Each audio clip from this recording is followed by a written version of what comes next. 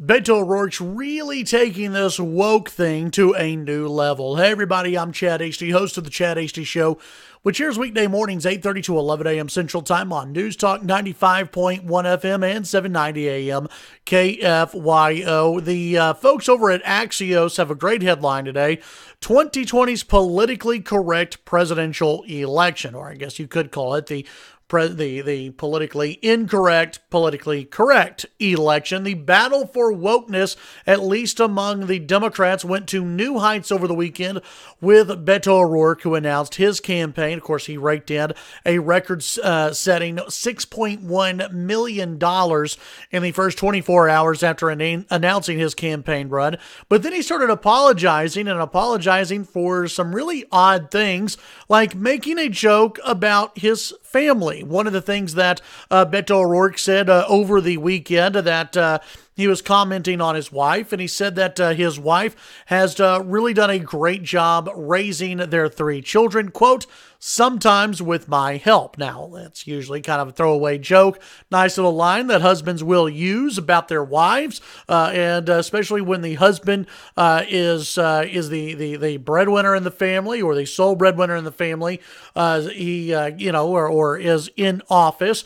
He usually says, my wife has done a great job raising the kids, and yeah, every now and then I pitch in too. It's kind of, a nod to the wife as being someone who has really raised the family. Well, the left kind of went Looney Tunes on the entire thing and thought that it was wrong for Beto O'Rourke to say that about his wife and to, negatively reinforce gender stereotypes. So Beto O'Rourke said, not only will I not say that again, but I'll be more thoughtful going forward in the way that I talk about our marriage, and also the way in which I acknowledge the truth of the criticism that I have enjoyed white privilege. Oh my goodness. He pointed to his ability to walk away from the two arrests as a young man without serious consequences at his example. He said, my ham-handed attempt to try this, again from CNN, my ham-handed attempt to highlight the fact that Amy has the lion's share of the burden in our family, that she actually works but is the primary parent in our family, especially when I served in Congress, especially when I am on the campaign trail, should have been also a moment for me to acknowledge that is far too often the case, not just in politics, but in life general. I hope that I have in some instances I hope that I have been in some instances part of the problem, and I can be part of the solution. Kind of a weird thing for Beto O'Rourke to apologize, but then he also apologized for being a white dude. He was asked about running in the Democrat primary, if it's a disadvantage to be a white man. He said, quote, I would never begin by saying it's a disadvantage at all, O'Rourke told reporters in a parking lot in Waterloo, Iowa, after giving a speech at a campaign kickoff for Eric Giddens. This from the Associated Press.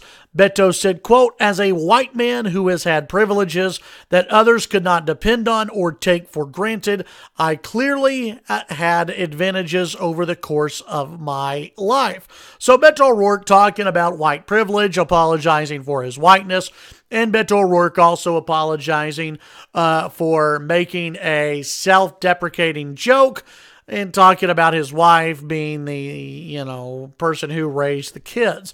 This is really the battle for wokeness in the Democrat primary. As Axios points out, you're going to see more of this within the Democrats. They say why it matters. Look for 2020 Democrat candidates to be more careful than ever not to offend anyone, while Trump revels in contrast with a stream of outlandish assertions and observations that will delight his followers.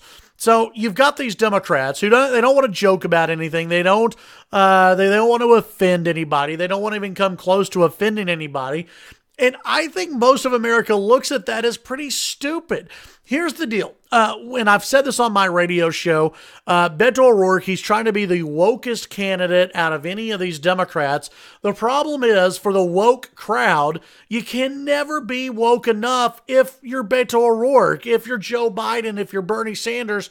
You can never be woke enough. There is always something that you're going to do that's going to offend somebody just by being a white dude in this Democrat primary. You're not very woke. If you were woke, you would sit this election out.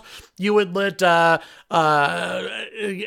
Klobuchar or Kamala Harris or Elizabeth Warren run for office and not put your toxic masculinity into the race. It's going to be fascinating to watch and see as the Democrats battle for wokeness among the 2020 field. I still think that most of America finds it absolutely absurd. I think most of America finds it absolutely absurd that Beto O'Rourke would apologize for being a white dude. I don't think anyone expects Bernie Sanders to apologize for being a white dude or for Joe Biden to apologize for being a white dude.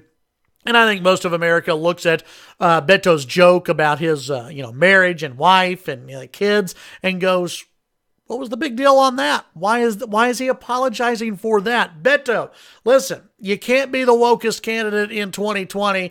It's not going to be able to happen for you. You can try all you want, and I suspect you will.